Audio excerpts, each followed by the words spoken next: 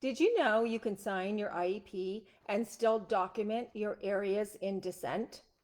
Well, you've probably been told by your local school district or your IEP team that if you don't sign your IEP, your child will lose their special education program. But this is simply not true, parents. Well, today is my part 3 of my 3-part series, How to Sign Your IEP so you can get what you want for your child. So be sure and go back and listen to my part 1 and part 2, because that's where I explain the different options to sign your IEP and how to request a draft IEP so you can be more successful in agreeing to sign your IEP. And today I'm going to be teaching you how to write a partial agreement, which gives you the ability to implement the IEP while still listing your areas in disagreement so that those areas can be resolved, and you put pressure on the district to resolve those areas in dissent. Otherwise, you're just going to keep spinning your wheels and having IEP meetings and you making requests and the district never granting your requests. And then you sign the IEP and then nothing ever happens. So the partial agreement is a huge advanced advocacy skill that parents need to learn if you want to be successful at your child's IEP meetings. So be sure and leave your comments below, parents, because I would love to hear from you if you have questions about how to write a partial agreement. But at the end of this live, I'm going to be giving you information on how you can better learn and get coaching on how to write a partial agreement and be successful in winning the support service and program that you want for your child. And please like and share this video as well, because lots of parents need this information, because so many parents just don't know how to get past the denials that the school district gives, the arguments, and never getting anywhere with getting your concerns heard and your requests granted and awarded in your child's IEP. So over the past 24 years, I've been using the partial agreement strategy because I was trained by attorneys. And this is a strategy that, and a typical legal protocol that attorneys use to win services for kiddos. So, and there's no reason why parents, you can't do the same thing. So anyone, a parent, an advocate, an attorney, we have the right to write a partial agreement to the IEP, and that's what I'm going to be focusing on today. So the district will try, though, and tell you that you do have to still sign your IEP even if you submit a partial agreement. But this is simply not true either. And so those are the points I'm going to be going over with you today. So here are the 3 points. So number 1, do not sign your IEP. Do not sign it in any way, shape, or form. Don't sign on line 1A, line 1B, line 1C. Do not sign the signature authorization part of your IEP. Only sign the participation line. So you were at the IEP meeting, you attended the IEP meeting. So yes, you signed that you participated at that IEP, you were in attendance, but you do not sign below that line where it gives your consent to the IEP. You're going to write a partial agreement instead. Tell them that you're going to be going over your IEP, you want to read it over carefully, and that they will receive a response from you. Do not sign. Read the IEP over very carefully and highlight all the things that you don't agree with.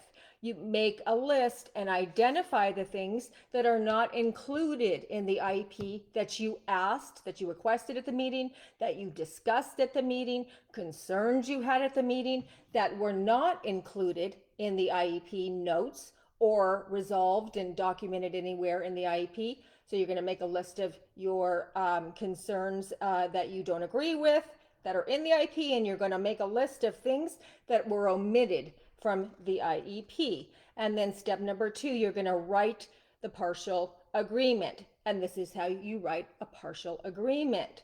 So you're going to, it's in a letter form. So at the top of it, you're going to write your name, your address, the date, you're sending it to your program specialist or your coordinator, whoever your district administrator is. You're going to write the district address and the district city and zip code, just as if you were writing a letter.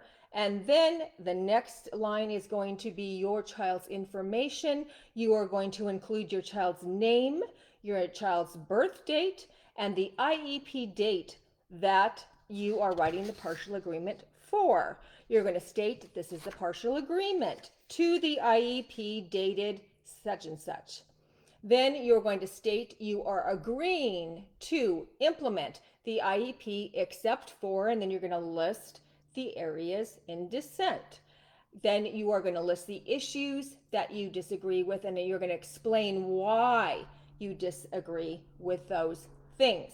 So you're going to include in your statement, these are the words you're going to use, and you're not going to be able to write this down now because I'm going to say it quickly, but go back and listen, write this down, and these exact words you're going to include in your partial agreement at the end of the partial agreement after you list dissent number 1, blah, blah, blah. Dissent number 2, I disagree with the district's denial to increase my child's speech and language services.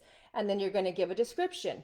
During the IEP meeting, I requested an increase of 30 minutes for my child's speech and language services. I believe my child's current services are not meeting her unique needs in the areas of speech and language, and any other evidence that you have to describe that dissent. So you're going to list your areas of dissent.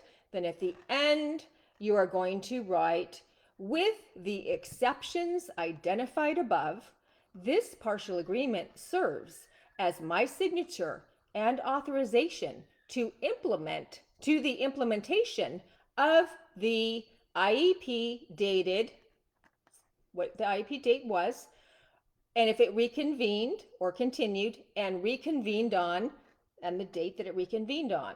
Okay, you're going to write that, and then you're also going to write, please take note that this consent is to implementation only and is not to be construed as an agreement that the district offered Sally, Joey, your child's name there, a free, appropriate public education. So those are the two specific paragraphs you're going to write at the end. And that's very important because what that's saying is, with the exceptions identified above, the partial agreement serves as your signature and authorization to move forward and implement the IEP that they offered you. But you do not consent to, you do not agree to the entire IEP, but you only agree to implementation of the IEP with the areas in dissent that you listed. And that's how you write a partial agreement, parents. So now the district's going to try and tell you that yes, we received your partial agreement, but you still have to sign the IEP. But that's simply not true. You do not have to sign the IEP. The partial agreement serves as your signature to implement the IEP. Do not sign the IEP. Your partial agreement serves as signature. Now, why do they want to try to get your signature so badly? Because once they got your signature, it doesn't matter if it's line 1A where you agree in full, 1B that you agree with exemptions of, or even 1C that you don't agree with the IEP. You still signed the IEP. Once your signature is on that IEP document, then the district is allowed to stamp it approved and attested, meaning that they got the signature of the parent, they've met the state requirements to get signature on the IEP, and they could care less if you disagreed with it or if you had dissent issues for it, because your signature is on that document. So you do not sign on the document because they're going to approve and attest it, and then you don't have the power anymore. When you don't sign it and you provide a partial agreement, the power is in your court now. And now they have to come to you to resolve those issues in dissent because it's not approved and attested yet. And the state requires them to get signature on the IEP. So now this is in California. Some states don't require a signature on the IEP, but they require, if the parent is in dissent to any issues, that the parent writes a letter, a dissent letter, which is the same format as what I just read. So even if you're in a state that doesn't require the signature, you would still write a partial agreement. And even in those states that require a signature, you still write a partial agreement. So this is the format and the most legally binding format that you can write a partial agreement to the areas you disagree with, yet you still have the IEP implemented and moved forward, so they can still do everything else that you agree with, but you're going to have the power to have them come to you to resolve those areas of dissent. So if you want more information on how to write a partial agreement, if you need more coaching, if you need more clarification on how to learn to write a parent dissent, I'm going to be offering a mini course on April 14th, 15th, and 16th at 5:30 p.m. Pacific time. And it's on my Facebook page, so you can find all the information there. If you're on my email list, you'll be getting emails about the mini course. So if you're not on my email list, be sure and sign up for it. You can go to my website, advocatesforangels.com, and sign up for my email list so you can stay up to date with me when I have special events and when I have different things that I'm coming out with. I also have a newsletter. I give parents tons of information through my email list, so be sure to sign up for my email list. But April 14th, I'm going to be discussing learn how to understand the IEP document.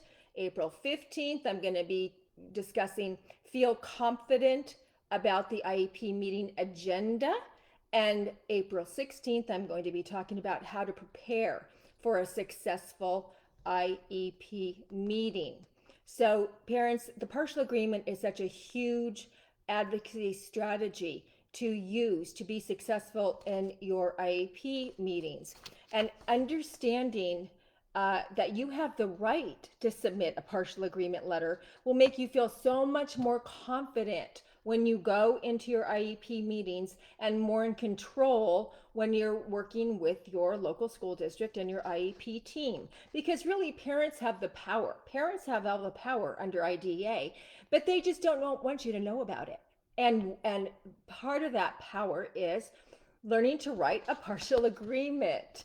So it's a huge strategy that you need to learn if you want to start winning at your child's IEP meetings. So I hope to see you this Wednesday at 5:30 p.m. Pacific time for my special mini course on the IEP secrets to win at your next IEP meeting. So I'm Valerie Abrahamian, the IEP navigator, and I help parents to learn how to win at their IEP meetings so that their child can thrive both in school and in life after high school. Thanks everyone, and God bless. And I hope to see you Wednesday night.